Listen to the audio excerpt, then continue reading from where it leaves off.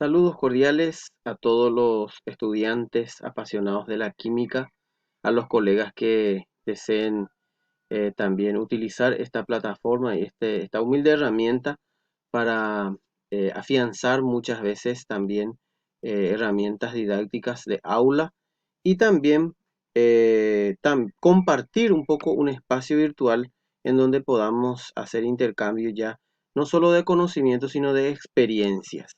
Quien les habla su servidor, el profesor José Celestino Jiménez, que profesor de ciencias químicas, quien en este momento, por, digamos, ayuda a eh, esta situación de cuarentena y también de receso de clases presenciales que estamos atravesando, nos va a brindar la oportunidad de conocer otros mecanismos para aprender sobre la química. Muy bien, entramos en materia. Agradecemos a la coordinación de la licenciada Cristina Carmona, quien ha depositado su confianza en este servidor.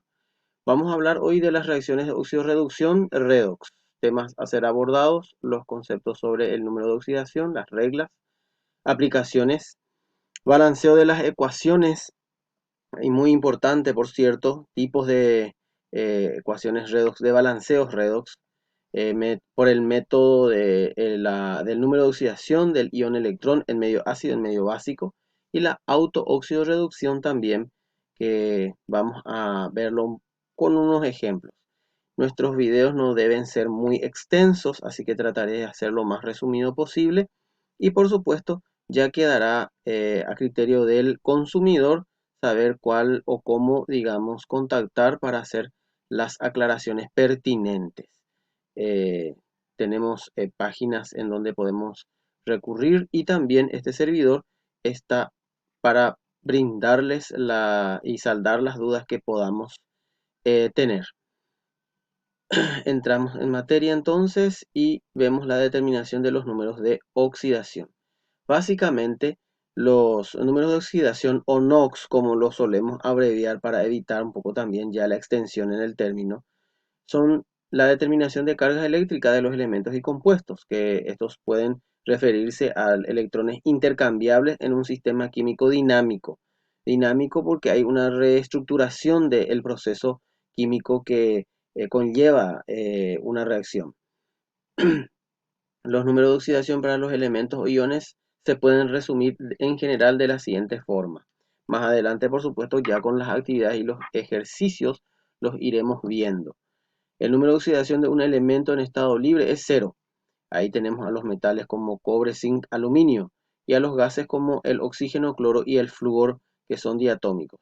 Los iones, perdón, de un átomo en estado de oxidación o número de oxidación de dicho coincidirá con la carga del ion. Por ejemplo, en el caso de los elementos alcalinos, catiónicos, también llamados así, alcalinos, su número de oxidación, que ya de por sí su electrón de valencia es 1, será para el sodio, el litio y el potasio más 1. Y en el caso de los alcalinos térreos, como el calcio y el magnesio, será de más 2. De la misma forma, los demás metales tienden a ser positivos en su mayoría y hay algunas excepciones, pero que en este momento no viene a colación tratarlos. El hierro, por ejemplo, vemos acá el hierro que puede adquirir el número de oxidación más 2 o más 3. Por eso es que justamente el hierro de la hemoglobina de nuestra sangre se tiñe de rojo cuando tenemos alguna cortadura, una herida, y ahí entonces la sangre se vuelve roja, porque el oxígeno del aire, del ambiente, se combina con el hierro y eso hace que digamos, tiña de ese color. La arena también cuando tiene mucho hierro se vuelve muy roja. El número de oxidación del flúor es siempre menos 1. Hay que recordar y tener mucho cuidadito con el flúor. El flúor es un elemento muy electronegativo. Tanto así que hasta frente inclusive del oxígeno, él se comporta como elemento negativo. Eso significa, en términos químicos y en términos eh, físico-químicos, que él atrae hacia sí los electrones de otro elemento químico con quien se combina. El número de oxidación del oxígeno es menos 2 en dos excepciones.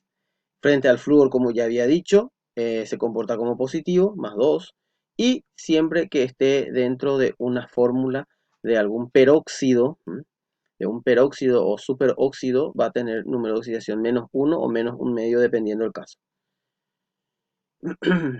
La determinación de los elementos de los NOx, seguimos en el punto 5, vamos a ver al hidrógeno que es +1 casi siempre, para no decirlo siempre, excepto en los hidruros metálicos donde él se comporta con número de oxidación -1. Vemos una fórmula un poco atípica, generalmente solemos poner nosotros al metal más positivo y luego al elemento menos positivo, en este caso más negativo. Algunos elementos tienen distintos estados de oxidación en función del compuesto del que están formados. Por ejemplo, en el caso del nitrógeno, monóxido de nitrógeno, NO. Cuando lleva número de oxidación +2 es el óxido nítrico, el gas hilarante, el óxido de nitrógeno, y el bióxido de nitrógeno que es NO2, cuando el número de oxidación es +4. La suma algebraica de los números de oxidación de un compuesto ha de ser igual a su carga. Es decir, en el caso A, nuevamente una excepción, que la suma algebraica de un compuesto neutro, es decir, un compuesto estable, decimos desde el punto de vista químico, debe dar 0.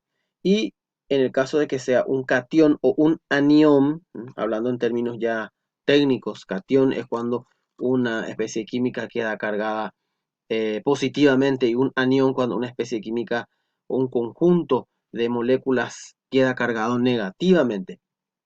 La suma algebraica es igual al número de oxidación de la carga del anión o del catión, o del ión, podemos decirlo en términos generales.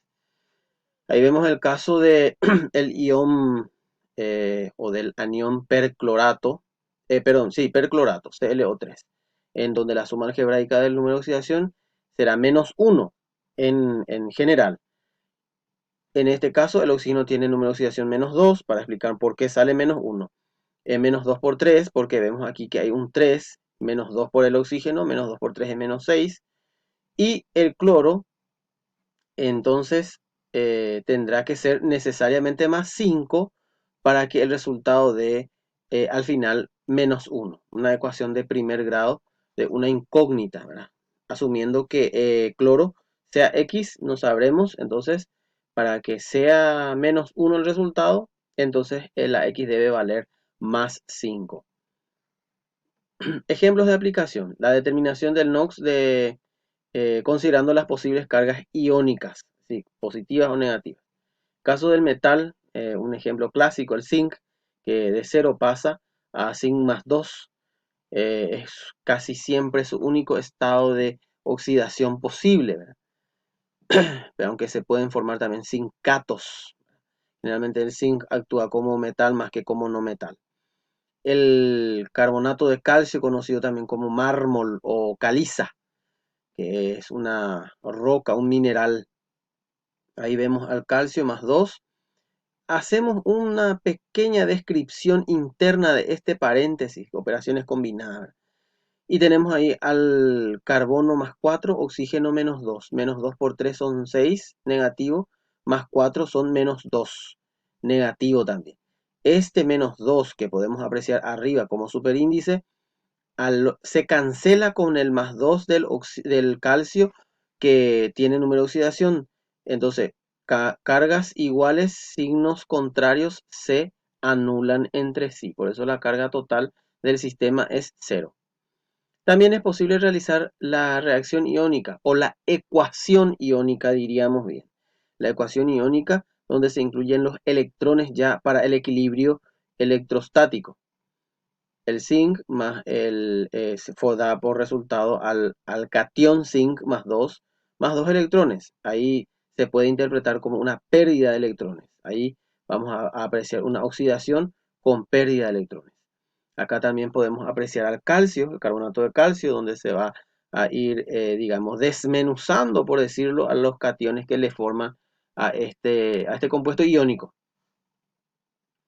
Esquematizando el proceso redox, podemos resumirlo como sigue. Vamos a hacerlo ya directamente para decir a qué hace referencia una ecuación redox, o qué es la oxidación y qué es la reducción. La oxidación entonces es el aumento del número de oxidación por pérdida de electrones. ahí representado como A, un elemento hipotético, y la reducción es lo contrario. También es importante aclarar que por eso no podemos hablar de un proceso redox si no hablamos de oxidación y reducción. Son simultáneos, se complementan y se auto equilibran, digamos.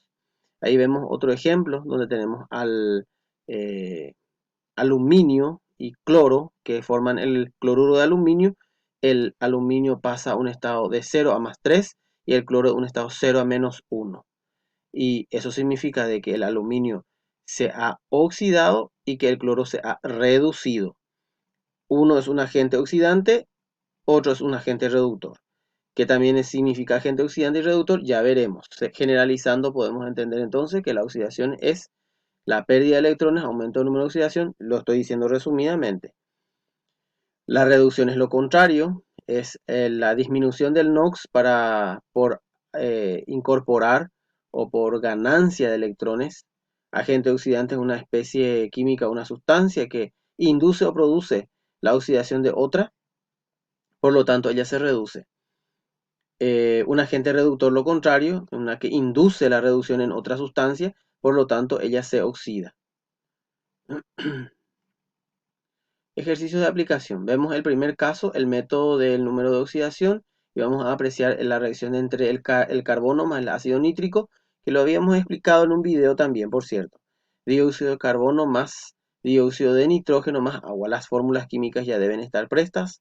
Y luego identificaremos cuál es la sustancia que se oxida y cuál es la que se reduce, para lo cual tenemos que, en este caso, ya ir aplicando los conocimientos previos sobre las reglas de la oxidorreducción. El calcio es, el carbono de 0 pasa a un carbono +4 en el dióxido, por supuesto. Perdió 4 electrones para que él llegue al equilibrio electrónico, de electrones, de cargas, entonces +4 menos 4, 0. También vemos al nitrógeno, que de 5 pasa a nitrógeno 4, necesita incorporar un electrón para que él reduzca su número de oxidación y ahí quede con +4. Hacemos un artificio matemático de multiplicar los números distintos de electrones arriba y abajo para poder hacer llegar a un equilibrio que la misma cantidad de electrones que entra es la misma cantidad de electrones que sale. Ahí vemos la hemirreacción o semirreacción. Se divide en dos etapas, la semirreacción de oxidación y la de reducción.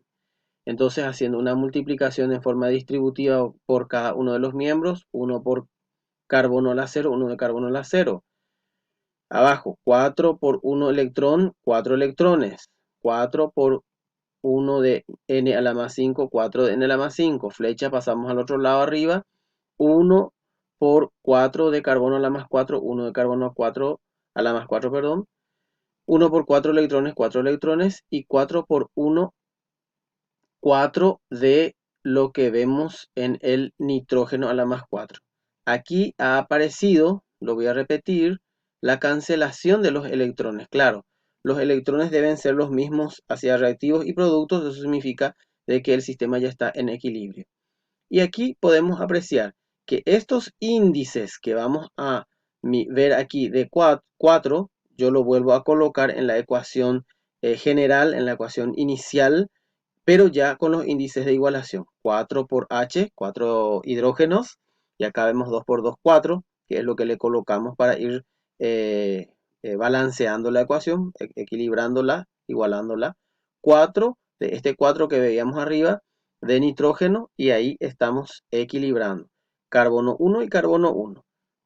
Una vez que hemos igualado todos los hidrógenos y los elementos también acompañantes, el oxígeno se iguala ya automáticamente. 4 por 3, 12. 4 por 2, 8. 8 más 2 son 10, más 2 son 12.